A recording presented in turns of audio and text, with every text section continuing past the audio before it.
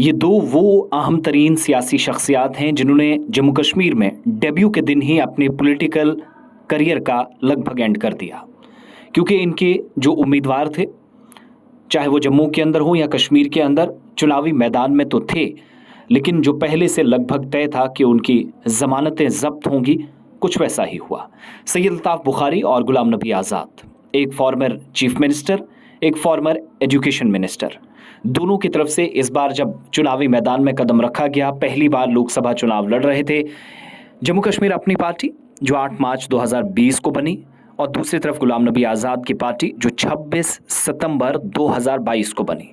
बनने के बाद दोनों एक दूसरे पर संगीन इल्ज़ामात लगाते रहे, लेकिन वो एक इल्ज़ाम के दोनों बी पार्टी नई दिल्ली की हैं, उस इल्ज़ाम के बीच मैदान में उतर गई।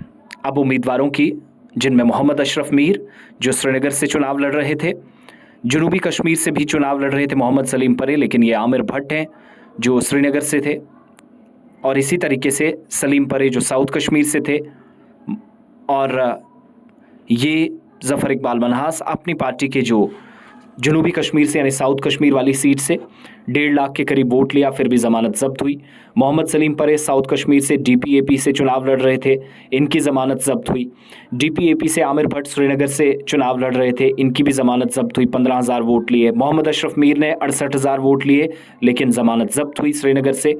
और इस तरीके से इन दोनों अहम शख्सियात जो चुनावी मैदान में लोकसभा की रुकनीत हासिल करने के ज़रिए मुल्क की सबसे बड़ी पंचायत में जाना चाह रहे थे, लेकिन उससे पहले ही इनका पॉलिटिकल करियर दांव पर लगा।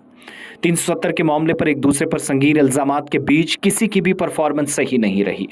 श्रीनगर के अंदर जहां पर नेशनल कॉन्फ्रेंस ने सीट अपने नाम कर ली, जहां डीपीएपी से मोहम्मद अशरफ मीर तो उस लड़ ही रहे, डीपीएपी से आमिर भट्ट लड़ रहे थे, 15,000 वोट लिए। जीएम सरूड़ी उधमपुर डोडा सीट से थे, 39,000 वोट लिए, हार गए, जमानत जब्त हुई।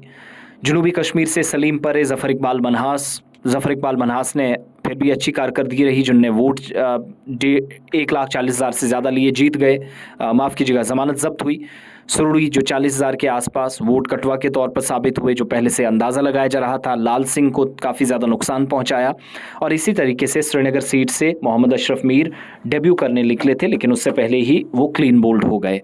कुल मिलाकर ये दोनों शख्सियात मिलकर एक इंजीनियर रशीद को और अपनी पार्टी सज्जाद लोन को नॉर्थ कश्मीर में सपोर्ट कर रहे थे, लेकिन वहां पर भी डूबते जहाज पर इन दोनों को किसी तरीके से कोई सहारा नहीं मिला। और डीपीएपी ने अब बेगानी शादी में अब्दुल्ला दीवाना जैसा हाल हुआ है, वो अबरार रशीद के साथ खड़ी है।